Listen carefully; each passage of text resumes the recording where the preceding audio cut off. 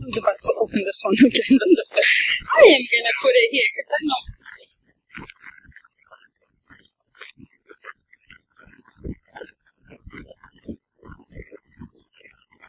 There you go. All right. Good morning, everyone. Thank you for joining us today for our second annual BSides NOVA. I want to start by thanking a few people here. Organizing these type of events is more than just putting together a one-day conference. It's about giving a platform for a community to network, come together, and share information. On that note, I want to start by thanking a few people.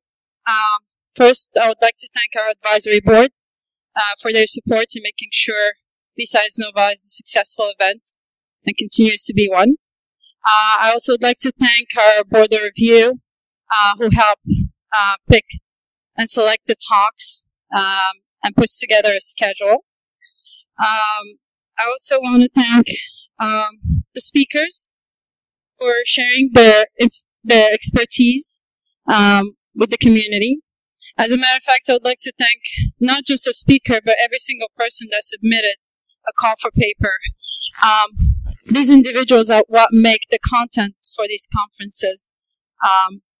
So I encourage anyone that wants to have an influence on what gets discussed in security conference to submit for a talk in the future. I also would like to thank our sponsors, of course. Without their generosity, we wouldn't be able to have events like these. Their funding goes beyond just funding for this one-day event. It also goes into supporting kids programs. We mentor middle school and high schoolers in cybersecurity topics and hands-on experience. And on that note, I also would like to thank all the mentors that are helping me with that program here. The list is too long to thank them individually, but their support is great, and they're an amazing group of people. I would like to also thank all the volunteers that have been working hard the past 3 days in making sure everything flows smoothly. They're all the ones running around in blue t-shirts, so if you need any help, feel free to grab one of them.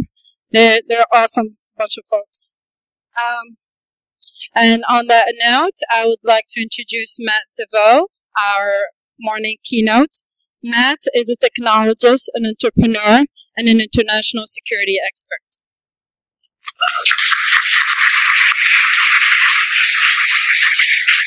So we did all these thank yous and didn't have a round of applause for Sophia and all the volunteers. So knowing how hard it is. I know how hard it is to pull off an event like this. It's a tremendous amount of work. And I also have a middle schooler who participates in the Sunday hacking session, so I'm doubly grateful for that as well. I am usually a walker when I present, but I'm told that there are people in the back cafeteria that won't see me if I walk or won't be able to hear me, so I'll try and stand still. Why am I here? I've been involved in this community for quite some time. There may be companies up there that you recognize, that I've been part of. I recognized 25 years ago, really from a national security perspective, I was a hacker who was into political science and national security issues, that the two were becoming intertwined and were going to be dependent on each other, that there was an inherent risk based on our vulnerability in our technology and the role that technology was playing in our society. And I kind of built a career around that. First as a hacker working in the Department of Defense and intel communities, then out in the private sector. I've been the founder of a couple of different companies, the Terrorism Research Center, FusionX. I was one of the founding employees at iDefense. And most recently, I left in November as the head of the global cyber defense practice at Accenture. So this is an area that I've been involved with for quite some time. And I'm also known as the toaster guy. Back 21 years ago, I wrote a paper called Information Terrorism, Can You Trust Your Toaster? That typically when I get introduced, I'll be introduced as the toaster person. But back then, we correctly predicted a lot of ways in which the world was going to go, including, as you can see, the joke around the Internet of Things or the emergence of connected devices, which 21 years ago was not something that a lot of people were talking about. But also in a talk later in the presentation about what are some of the things that we got wrong as well. At the end of the day, I love events like these because it lets me speak to who I consider to be my peers, and I've tried to build a little bit of something for everyone in here. At the core, I am a hacker, right? I started as a technical hacker, breaking into systems, parlayed that into kind of being an entrepreneur. These days, I hack at a much different level. I'm looking for systems in society that are susceptible to change, things that can be transformed through technology. So the base ethos remains the same. Trying to figure out what to say to a broad audience. I'm hoping in the audience we have some attackers, we have some defenders, we maybe have some management folks. So I wanted to build a presentation that stepped through a bunch of different perspectives based on the role that I've played in those. And the first I wanted to do was for the red teamers in the audience. I sat down after being a red teamer for 20 years and said, what are the 10 things that I've determined over the course of my career that are most important? So I'd step you through those 10 kind of lessons learned. The first is what I call asymmetry everywhere. We're always taught that there's yin and yang and we need balance, and even in Star Wars we want to bring balance to the force, right? And I've learned over time that that is not true. We are always seeking advantage, right? And the challenge for us in the cybersecurity domain is to make sure that the good guys have the advantage, that our systems are more secure, that we're taking away that attacker advantage. On a broader level, we need to make sure that as we are introducing technologies, that they are providing a net benefit to society, right? They're going to go either way. They're going to be, providing for greater evil in society or greater benefits. I think that is also a challenge that we need to face. But it was this recognition that don't look for balance, look to gain advantage, look to seek that advantage, look to get that asymmetry in your favor over time, which applies to the technical red teaming as well. The other piece is I call it the OODA loop compression. Is anyone familiar with the OODA loop? At least some of our military folks. It stands for Observe, Orient, Decide, and Act. It's a decision-making framework that was put together by a Air Force fighter pilot named John Boyd. And one of the things I've recognized over time is you're wearing an OODA shirt right now. The OODA loop is important in cybersecurity, and there are essays and things that you can read about that. But that we were also facing this scenario in which that OODA loop is going to be compressed. Right? And we're going to need to be seeking greater agility. And are there elements of the cycle that we need to take out or trust the machines because on the attack side, the machines are becoming automated or autonomous? Right? So I throw that out there about thinking about how we can compress that OODA loop, how we can factor in better agility around what we're doing, not only from a red team perspective, but from a defensive perspective. An analogy that's often used in kind of demonstrating the benefit of agility in the OODA loop is if you're playing a game of chess and you offer up to somebody that you will take half your pieces off the board, but that for every time they move, you get to move twice. Even with half the pieces, a chess novice can beat a chess master, right? Because you've introduced that agility. So we need to figure out ways to bring agility into the equation to our benefit. No artificial constraints. This was something that I learned when I did red teaming in the military in support of a guy named General Van Riper, who is another person you can Google, is infamous for having brought the red forces into play in a very big and expensive war game and defeating the U.S. and coalition military partners in less than 2 days. One of the things that I saw him speak to in a wargaming environment was he took his assets that he had, of which he had jeeps and tanks, and used mylar balloons and aluminum foil to make the jeeps have a radar profile, the profile of a tank, and then move them in a particular direction to kind of spoof the enemy to respond with their tanks and looped around. And when he was accused of saying, like, oh, you're cheating, that's no fair, his response was, what, the bad guys don't have access to aluminum foil and mylar balloons, right? Too often, when we're engaged in red teaming environments, the target of the red team wants to impose artificial constraints. And I would argue that you need to consistently push back and say, don't constrain me in any way in which you can't constrain a real attack. Right? If you're introducing constraints, now you're basically running a simulation. You're not running a red team. You're not truly testing to the extent that a real adversary is going to look at your environment. There is no spoon. A great Matrix reference. I'm sure most of you have seen that. I often got asked, when I formed Fusion X, we created a red teaming company that operated with a ton of agility, that brought that adversary perspective to the equation. And I would often get asked, what's your assessment methodology? And I had worked within assessment methodologies forever. I was one of the first people certified in the NSA assessment methodology back in the 90s, had worked in all these different formal environments. And I said, our methodology is that there is no spoon. I don't want to, again, constrain how the red team is viewing a particular network. I don't want to tell them the steps that they have to follow in order to engage in a red team. We want to introduce some, basic parameters that become kind of an ethos, right? Do no harm, things of that sort, in the engagement. But I want them to use their creativity and ingenuity. And the phrase that I would often use is I don't want them to think outside the box. I want them to think without the box. Right? If I am an attacker and I am motivated to achieve a particular objective, how do I see the problem that's before me? Not go to a checklist and say, what is the next step that I need to follow? Context is king. I learned early on as well that if you're going to be successful in red teaming and information security, that you have to be able to articulate the problem in a way that is meaningful to the person that you're talking to. There's a great story I love to tell back when I was a very young red teamer. I stumbled into, just based on my capabilities, to be the head of the red team for the Department of Defense in the mid-90s. So I got to travel around the world with a team and break into any classified or unclassified system that the U.S. military had. It was a great gig for a guy from Vermont who hadn't traveled a lot. I would just say, Hawaii? Yes. Colorado? Yes. I spent a lot of time in Florida.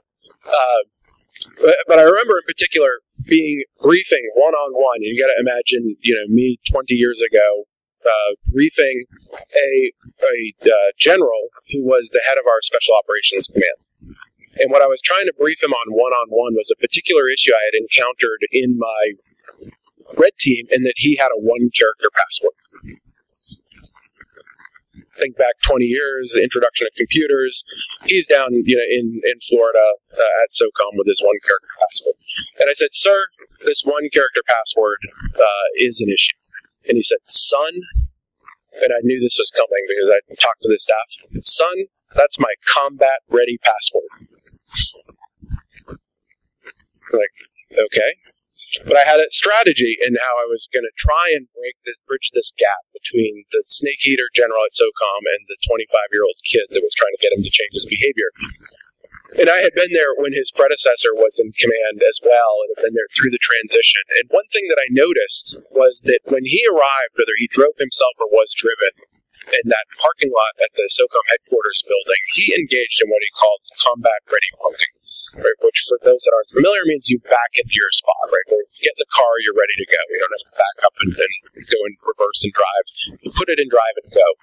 What was interesting was I had observed that over the course of 2 weeks, everyone in that SOCOM parking lot started backing into their parking space after he started doing it. So I used that to my advantage and said, sir, here's the thing. Did you notice what happened in the parking lot after you started pulling in, doing your combat-ready parking? So, of course, not, pay attention. I said, everybody else is doing it as well. I said, so how long do you think it's going to be until the people in your command, whether you think your account is worth protecting or not, the people in your command that are actually in the field, not sitting in Florida, start instituting a one-character password? And he looked at me and he said, I'll change my effing password. I used the effing because my 9-year-old son is sitting in the center of the audience. Might have a little bit more color to it in other environments. So understanding how to communicate and effectively drive the behavior that you're trying to change is something that I've learned over and over and over, right? In the Intel community, they refer to bluff, bottom line up front. Learn that as well, right? If you are going to have limited amount of time or you might be interrupted, what is the most important messaging? What do you have to convey? Getting that up front and providing the right context. Tools are not talent. This was a finding that I had, again, when I was running another red team, and we were given what I would call like the best of the best. I was running a red team that was a coalition team. It was a Five Eyes, New Zealand, Australia, Canada, UK, and the US. And each country had donated some offensive tools, and they had also donated people. And what I figured out early on was that the people that were given to me were more valuable than the tools that were given. right? Because they had the ability to emulate and innovate and use their imagination and bring new thought processes that, despite the fact that we had this Rolodex of tools, the talent was the most important thing. And I saw the reverse of that as well, right? I couldn't give an untalented person a really good tool and expect a legitimate outcome. It just didn't work that way. So it constituted what we call kind of like, there was the equivalent of a fireside chat, a kind of mentor, master, and apprentice, where people that weren't talented were paired up with folks over time in order to learn how they think and use stuff. So tools are not talent. Another one. You can't script an adversary. Again, going back to the methodology, right? There is a benefit to automating technology, using automated tools to check the security posture in an environment, but you don't ever want to script them. You can't script human behavior. You can't script how a human is going to focus their decision tree when given an objective that they're trying to achieve on your network. The attacker is not a 1 or a 0. This is something I came up with my friend Jay Healy, who's now in Columbia, up in New York, where we wanted to bring the human factor back into the equation.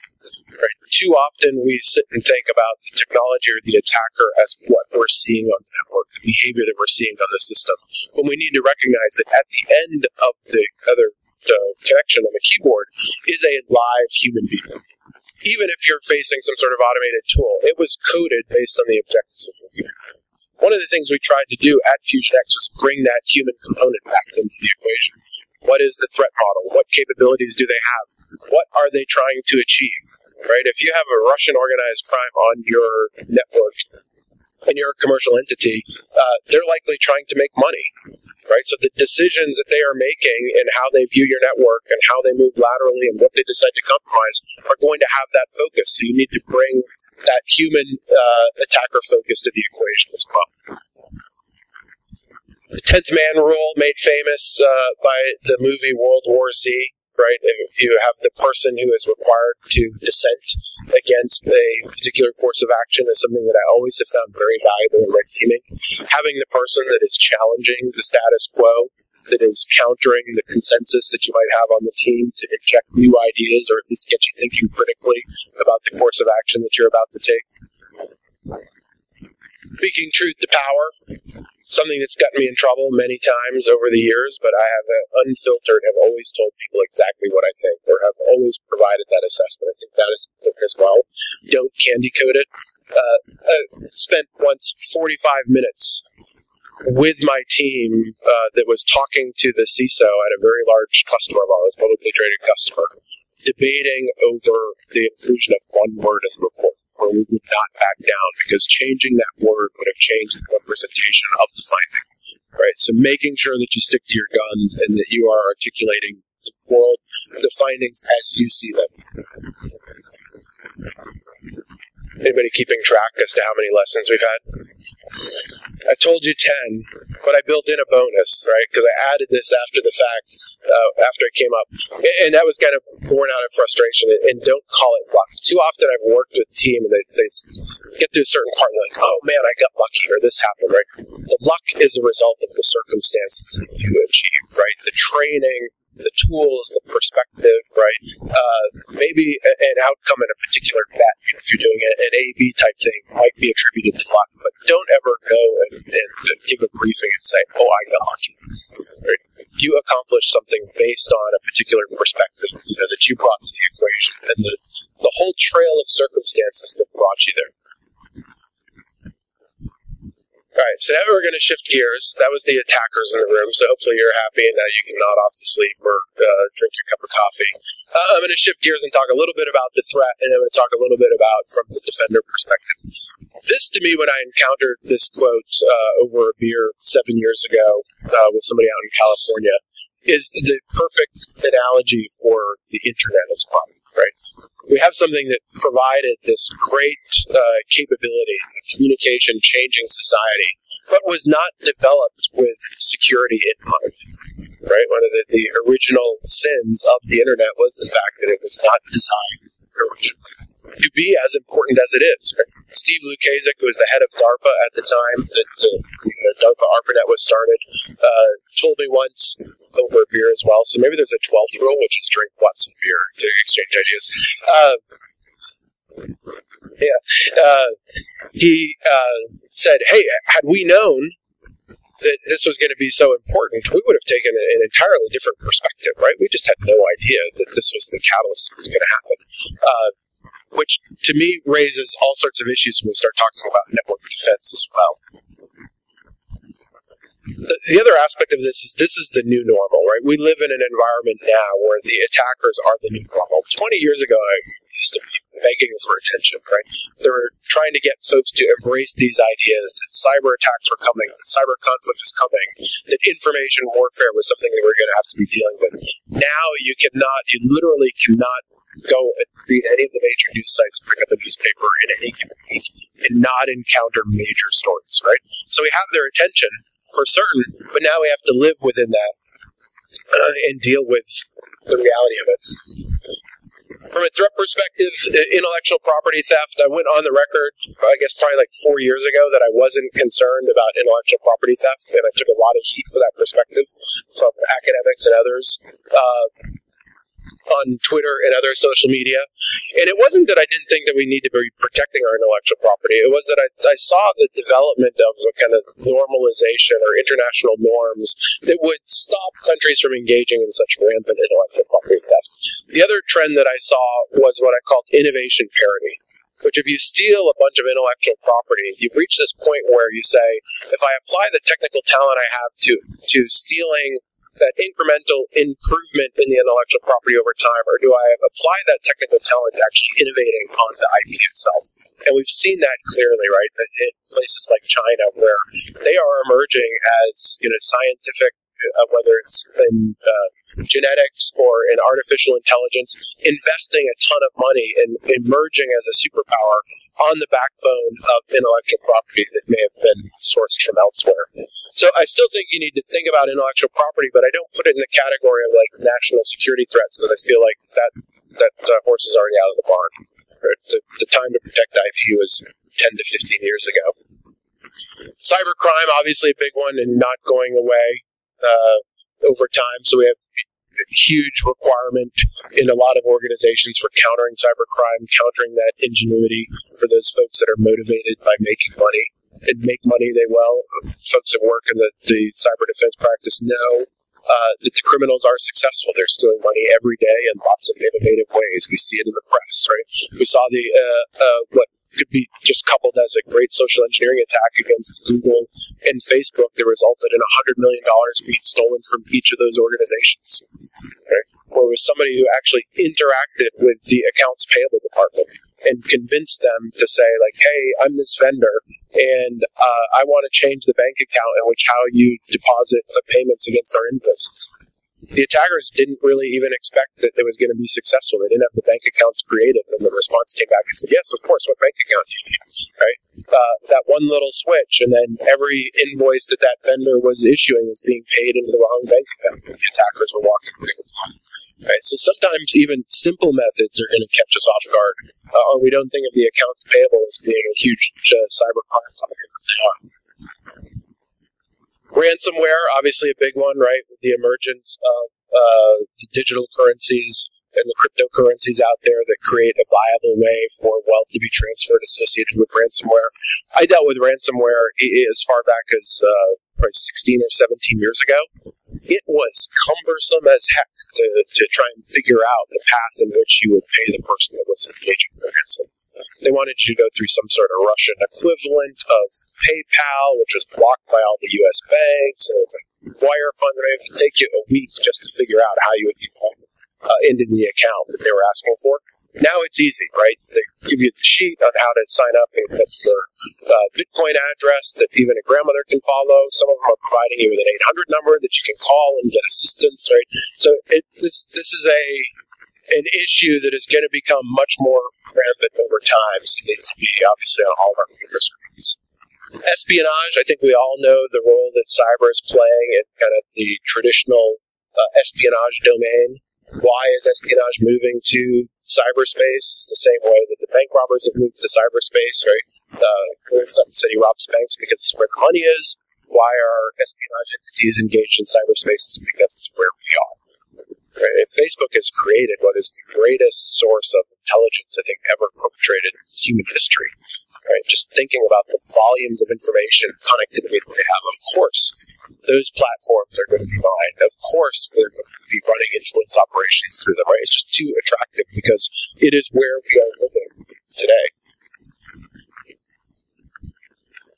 What I call the kind of the leak environment as well, those that are seeking to access information just to post it online is going to be a continuing trend. We've seen this, most with WikiLeaks, but with others as well. Whether it's sensitive information being posted or state secrets. This was my experience in 2015, right? Anthem, Experion, OPM, so health information, financial information, and everything else. For those that aren't familiar with OPM, they are the holders of the SF-86 form that you fill out when you're obtaining or maintaining a clearance.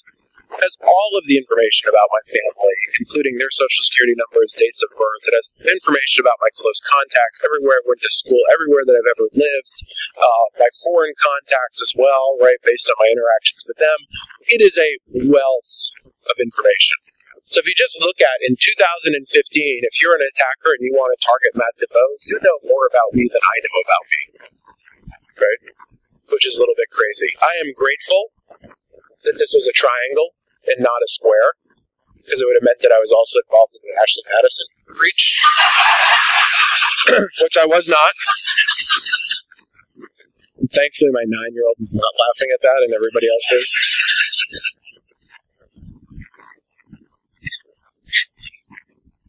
And then we have one of my favorite movies of all time, the cyber conflict, cyber war, the kind of beyond espionage aspect, right, which is also emerging. Dive into that a little bit deeper.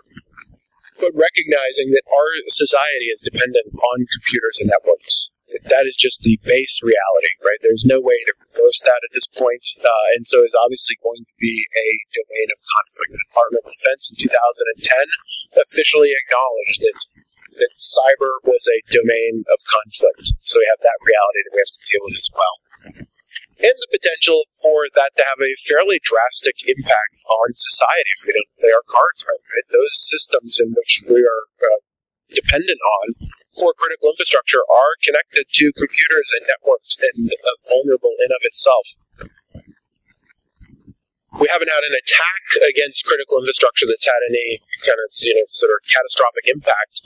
But I feel like we have this misalignment where you have a terrorist organization might have the intent to take down a power grid in future geography, but they don't have the capability.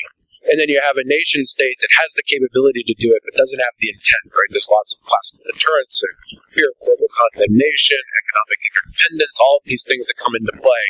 But in today's environment, where do we start to have that misalignment that reaches that bar, where the bad guys with the intent that are going to attack us no matter what develop the capability, or you have a nation state in which, for some sort of economic security, regional security issue, decides to delve into the domain of critical infrastructure attack and develops the intent.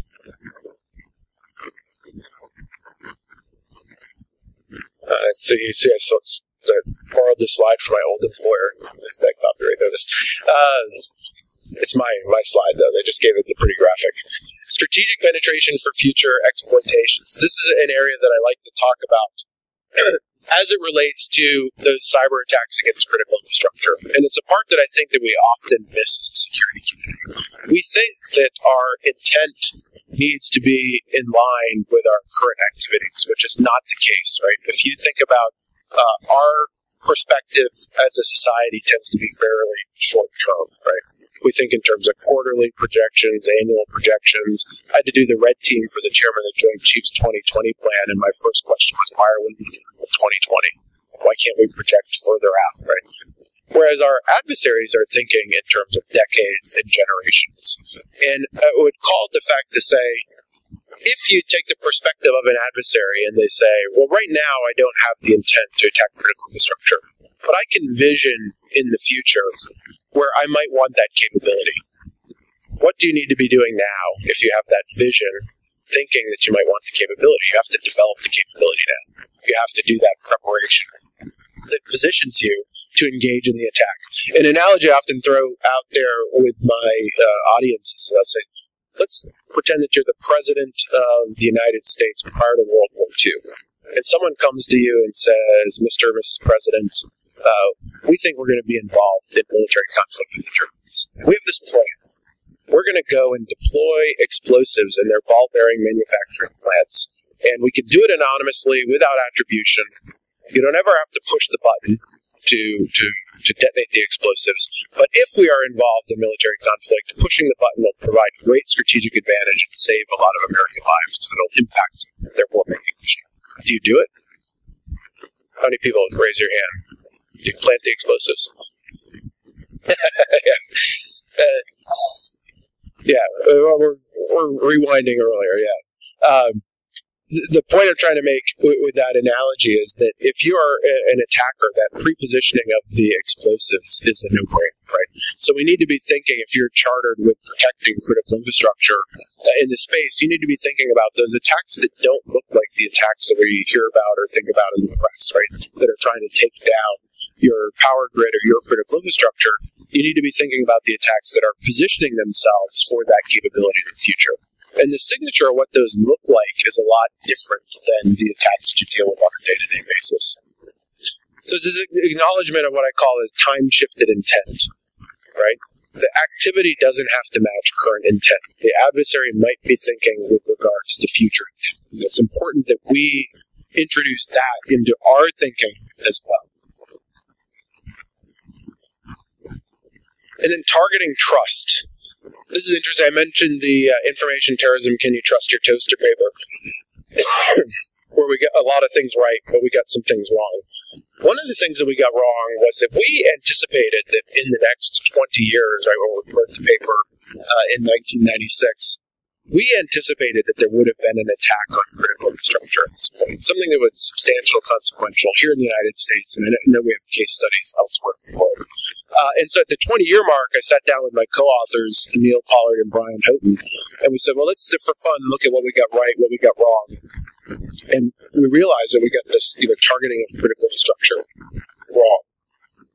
We said, okay, if we got that wrong, what did we miss? Like, what was the replacement? And what we came up with was this targeting trust, right? If we think about the role that some of these institutions or the infrastructure and networks play in our society, we have a lot of trust in them, right? How many people know or even get a paper statement from their bank with regards to their bank balance? It's dependent on information that is contained within systems that are vulnerable. We see this playing out in institutions like the election, right? Where even if there isn't an attack which causes a change in some sort of outcome, you're diminishing trust in that institution, which creates conflict and creates strife, right? Which we are seeing now and now again. My Facebook feed in some spaces almost becomes unmanageable based on the amount of distrust that's just been stewed amongst each other in our society, right? So the one thing I would say is to be thinking about targeting trust in the future, right? If we're not going to see the big critical infrastructure attacks, what are those other institutions of trust that become attractive from an attacker perspective? All right, and now we have the third shift, where I want to talk to the defenders a little bit. So at times I feel like when I talk to the network defense folks or the CISOs that this is the reality they're trying to achieve, which is like this is the aspiration. It's time to make the security. It's like the time to make the donut sky. And if you can't get from the looping animation, it's just creating a chain, right? The links are being added on there. So that's the aspiration, that this becomes something that we can manage, and we have technology that we're deploying and that we're building, and it's kind of set steady state. And then I come in as a red teamer and demonstrate.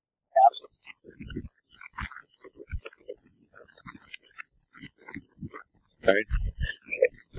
And yes, it probably is. And then the irony, right, of course, is how many times do you think that padlock was locked and unlocked, right? Even with that zip tie attached to it, right? So our implementation doesn't often match our aspirations, right? And we need to keep ourselves in check and recognize that from the network defense perspective.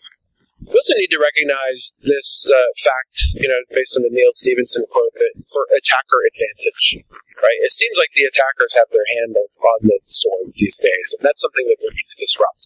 One of my favorite presentations over the past couple of years, again, Jay Healy out of Columbia with the New York Cyber Task Force. Anybody encountered that report yet? What was interesting was that at Black Hat, not last year, the year before, that was rated the #1 talk of the entirety of Black Hat. And normally at Black Hat, right, it's the hacking an insulin pump or making jackpot ATMs, things of that sort. But here, the #1 talk was a guy that wanted to talk about overcoming attacker advantage, looking at, and they brought together, I would encourage you to go watch the presentation on YouTube, read the report. They looked at, over time, with this panel of experts at 30 to 40 people with phenomenal experience, what technologies or things have we invested in that have given us a disproportionate advantage, where we've invested $1 on the defense side and it's cost the attacker more than $1 to overcome that. So looking for things that can be achieved at speed and at scale. That is our challenge really moving forward, is how do we swing the pendulum? We can implement more than $1 of defense and cost the attacker, increasing the cost of the attacker, right, is a very viable strategy over time, because you're never going to ultimately defend the networks. They're not going to ever be impenetrable. We do want to make it more disruptive, make it higher cost for the attacker. The other thing that frustrates me from a cyber defense perspective is that we seem to measure all the wrong things. Right? If we look at Jack Welch, who's regarded as one of the best managers of all time, he has this quote, and if you watch CNBC or news channels, he'll repeat it over and over again, that you get the behavior that you measure in your report. What do we measure in cybersecurity? Number of vulnerabilities, number of attacks detected per day, things of that sort, right? So I would question, are you really measuring the right things? Are you measuring how critical the data is just within your environment? Are you measuring how quickly you're able to detect an attack? Not just how many times somebody targets you. The efficiency of the response. What do you think it costs the attacker? Business impact, right, of exploitation, business impact of controls. So I would argue on the defender side that you go back and start thinking about what is important to us that we can measure, that we can actually influence over time. And my guess is that the list looks probably different from what you're measuring today. This is another favorite of mine. Anyone familiar with this study? You can watch it on YouTube. You basically are given a video, and you are told, count the number of times that the players in the white T-shirts pass the basketball amongst themselves. And they move around, and they pass the basketball, and there's lots of confusion. And in the middle of the video, a person in a gorilla suit walks into frame, pounds their chest, and walks out of frame. At the end of the study, you're asked how many times did they pass the basketball. The correct answer is 14. Then you're asked, did you see the gorilla? 50% of the people missed the gorilla. To me, that is kind of a perfect analogy for the current state of our security operations centers with this problem, what I call eyes on glass, right? Where we are telling people based on a signature, here are the things that you need to look at. Here's an alert you need to deal with, right? Where it becomes a very cyclical kind of functional, getting back to that, link in the chain being generated, when really the role that they should be playing is also an active hunt type role. Thinking about, if I were the attacker, where would I be hiding out? I have a thesis, like going out and actually running hypotheses as to where an attacker might be or how an attacker might target them, as opposed to just dealing with the alerts that are being generated based on this. My analogy here is that I feel like a lot of the times we're missing because we're too busy counting the basketballs as being passed back and forth. Again, the slide that's so important that it makes it into the presentation twice. Your attacker is not a 1 or a 0. Remember the human aspect of it. And this one, I think, has been a frustration of mine, but I see a lot of momentum where we recognize that we kind of have to give the attacker the perimeter. Not that we want to stop engaging in perimeter defense, but it is so incredibly easy through spear phishing, through BYOD, through lots of other mechanisms for the attacker to establish a foothold. When in 2010, I signed up as a special government employee to help with the first DoD cyber strategy. This was a key piece that I argued with folks in the Department of Defense over inclusion in that strategy, and that was a presumption of breach. If we think about the fact that our network is already breached, whether it's currently breached or going to be breached in the future, how does that change your perspective about defending?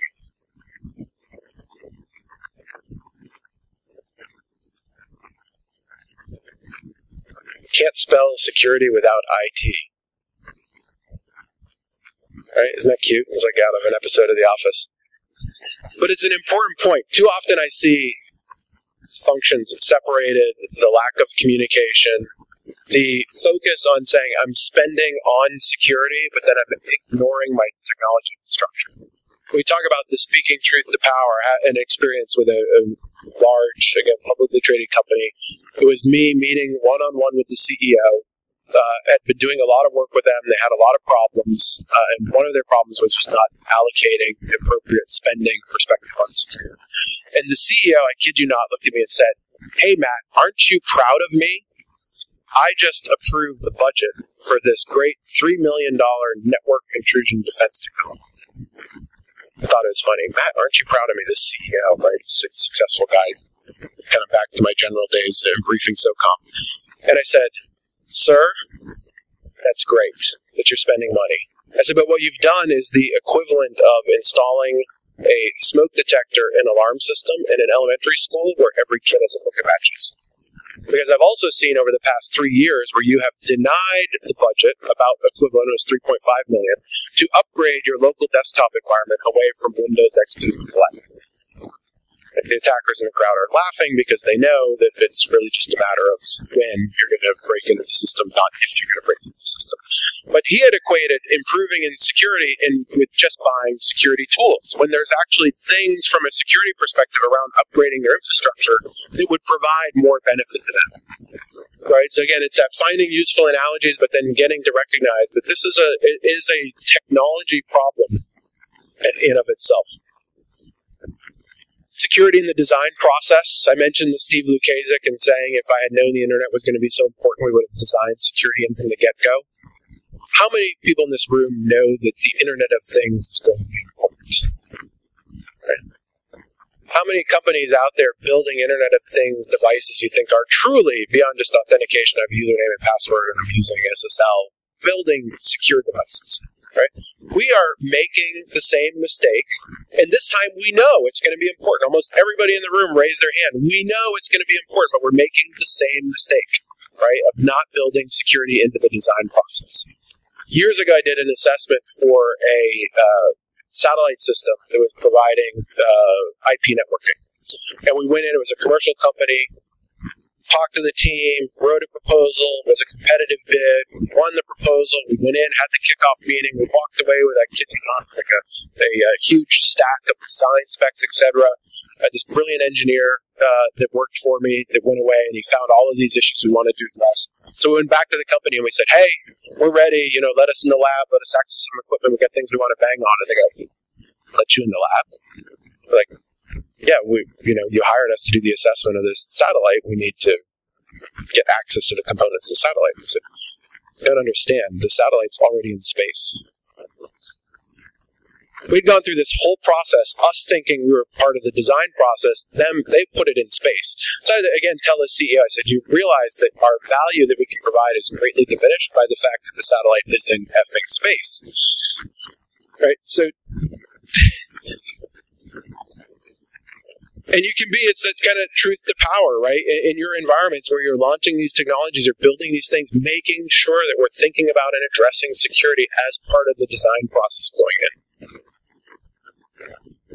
No plan survives contact with the enemy. This gets back to that, the chainlink fence with the zip tie around it. I think Mike Tyson put it a little bit better. He said everyone has a plan until they get punched in the mouth. This is my plug for the value of red teaming, right? For viewing yourself as the attacker sees you independently and objectively. I think from a yield perspective, and I'm a red teamer, so I'm biased, but I think of all the security initiatives that I've participated in, one of the most valuable by way of education in the organization, identifying attack surfaces that are going to be critical, et cetera, et cetera, et cetera. Red teaming has a very significant role, right? So you should be building red teaming in as well. Learning from failures. I put this picture of the black box recorder and then read last week that somebody was proposing that we create the equivalent of a transportation safety entity for cybersecurity incidents. Right? I think one thing that we need to do better in this industry is learning from our failures, right? And this is inspired a lot by a book that I read last year called Black Box Thinking. If you haven't read it, it's a great book to read. It looks at a case study of two different industries in which lessons learned were incorporated in the industry and the role that that had in improving public safety, vice versa or not. And the two industries that they look at were the aviation industry, again, black box and having a very robust lessons learned process, and the medical industry, which tends to attribute patient death and patient health issues to bad luck, right? And drawing that distinction of saying, like, hey, if we had a mechanism for incorporating lessons learned, if we studied where we fail, where patients die, where we just don't attribute it to bad circumstances, bad luck, we could drastically improve medical safety for patients. Same type of perspective in cybersecurity, right? We need to be learning those lessons from each other. I like the idea of a NTSB for cyber that can go out and independently look and review and publish results around some of these incidents. Not to embarrass companies. I think we're beyond the point where a breach is embarrassing. I worked with the Citibank breach over 20 years ago where they thought they would announce and say, hey, they stole $10 million, but we recovered all but $400,000, and they thought that would be viewed as a win and the market would punish them. I think we're beyond that now, right, with the breach disclosure laws and with a lot of these big companies championing that perspective. That we shouldn't be ashamed. We should be drawing from those lessons over time. And then it's easy in this industry to become a pessimist because it seems like we're always losing. But I'm actually an optimist. I feel like things are getting better. I feel like we're making the investments in technologies now that are going to drive security in lots of interesting directions. This is my new hope slide, the things that I get excited about. The behavioral analytics and machine learning and artificial intelligence, right? Are we doing artificial intelligence right now? Of course not. It's a complete head fake, right? Sorry to the vendors that maybe have artificial intelligence on their banners up in the lobby, but we're not doing it. But we're going to get there. And what I like is the fact that we're actually making investments from a cybersecurity perspective in these types of technologies, right? I get very excited just about the blockchain, not the Bitcoin, but the blockchain, and its potential to be very disruptive in all sorts of industries. Why should you pay title insurance anymore when you buy a house? Why isn't that written to the blockchain? Why should you pay a middle market, the pharmaceutical system with 45% of the cost of drugs to serve as a check that could be done through machine learning, artificial intelligence, or prescriptions that can be written to a blockchain, right? There are lots of ways in which these technologies that we build on from a security perspective are going to be beneficial, not just in security, but in other ways as well. And the last remark I want to make is what I call this generation hack, right? The first hacker conference I went to officially, right before I went to DEF CON for the first time, was local here in DC. It was when SummerCon, back when it was invite only, was held in Georgetown. And I was at this weird point in my career in that I was a hacker. I had, messed with things in my university. I was getting paid to be a hacker within the Department of Defense, but the term had this incredibly negative connotation. It was used as a criminal hacker. And I remember doing the briefing on my SF-86, they would ask you some of these questions. I'd go, no, not a hacker. That has changed, right? I feel like this is generation hack, right? The benefits that we are providing to society with this hacker mindset, with this methodology, are incredible. And our challenge now, as we move out of it, is my fun Who Hacks Wins slide. Our challenge now, as we move out of it, is to make sure that we start applying that hacker mindset to other problems in society. Right? I mentioned the stuff of why not use blockchain for title insurance? Why not use blockchain for medical records? Right? So I think the value, and this maybe is me reaching this age where I'm approaching 50 and I have a 9-year-old youngest in the audience. But I'm beyond this point of thinking about it solely from the perspective of we hack technical systems. We need to be thinking about hacking as how do we apply those same principles of I want to study a problem, take it apart, reassemble it, maybe in a different way, maybe introduce new elements to the equation to better other aspects of society. That, I think, is one of the true kind of advantages to a group like this, is not just what we're going to do in the cybersecurity domain, but what we're going to be able to do by applying that mindset and this generation hack perspective to other problems in society. So that's my call to arms. I try to make myself very accessible, so feel free by all means to connect. I put the 2 links at the bottom. OODA Loop is where I do a bunch of blogging, and also you can find the written version of the red teaming and lessons learned. And then the global frequency, that's just my mailing list. It's just me personally. I use it as an exercise to say, what did I encounter in the past week that I think is important? So it's just a link to like 7 to 10 stories that I put out every Sunday morning. Instead of reading the paper, I actually just sit down and say, what did I encounter this week that I think is important? So with that, I am done my formal remarks. I saved about 5 minutes for questions, so hopefully we have somebody here in the audience. Can't take questions from the cafeteria. Yes, Kathleen.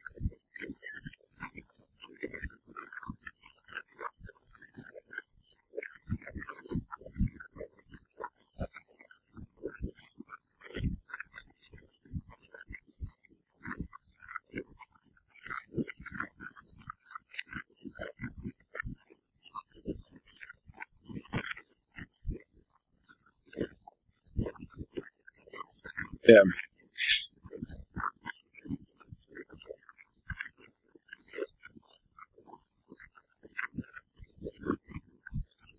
Yeah, I mean, you have to invest intellectually to kind of that reversal of roles. And this is an area I spent a lot of time on, not well known in my background. I created a course called Mirror Image, which was a counterterrorism course, had nothing to do with cybersecurity, in which we took U.S. military personnel and Canadian. For example, if you're a Canadian military, you could not deploy to Afghanistan. They weren't deploying to Iraq at the time. You couldn't deploy to Afghanistan without taking this course. And what we did is we took them for 6 days, and we did the equivalent of if we dropped them in a terrorist training camp in Afghanistan, where they had to live like a terrorist, think like a terrorist, be subjected to the same propaganda, the same training, tactics, etc., with the sole purpose of that now when they were out responsible for defending and engaging, that they could view themselves from the outside in. So I think that that's important. I mean, from my perspective over the years, people have always said, I gave a presentation in 2015 where I said, our focus is on China right now. It's not that China's not important, but I'm really scared about Russia,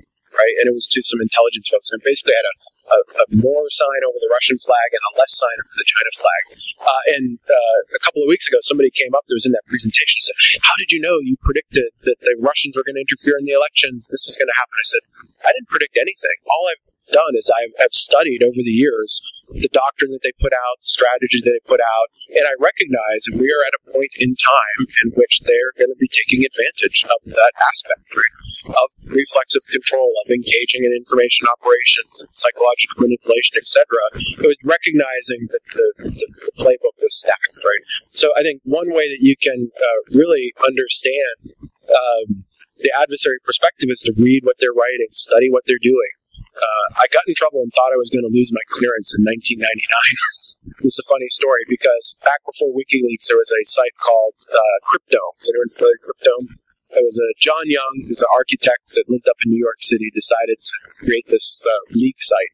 And I came into my possession a unclassified document, but it was still for official use only. It was a translation of unrestricted warfare, which was something that had been written in China. That provided if you haven't read it, you should go read it, even though it's 20 years old, their perspective on how the world was changing. Economic warfare, information warfare, terrorism. And I said, this document is so important that I can't stand the fact that a lot of people aren't reading it. So I sent it to John and said, put it on the site. And the open source center in which I had obtained the document was very mad and very upset. But in the end, I'm glad that I did it because it created a whole dialogue around let's think about the Chinese perspective on information warfare that I think better informed us So we need to be doing that. We need to be thinking about some of these other adversaries as well. What is Iran thinking about cyber warfare? What are the North Koreans thinking about cyber warfare? What are our traditional adversaries thinking? And kind of you got to put your head in the attacker's shoes. One more question. Yeah, we're here, sir.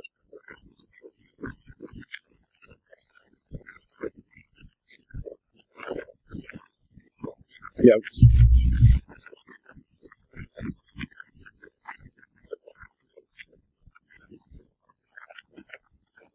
Yeah, I wish I could say that we had. I know lots of great people that have been over there and studied it, and lots of great folks from Estonia that have come over and worked with us. I think that the issue is that we're creating this kind of house of cards, and especially as it relates to government services, where we're building more and more government services with a technology-dependent component without addressing some of the core issues like identity and authentication and security and privacy. So I would say we understand kind of the potential for attack, but haven't done enough to kind of establish ourselves to be resilient. All right, I want to keep the agenda on track, and it is exactly 10 o'clock. So thank you so much. It was an incredible honor to come and speak.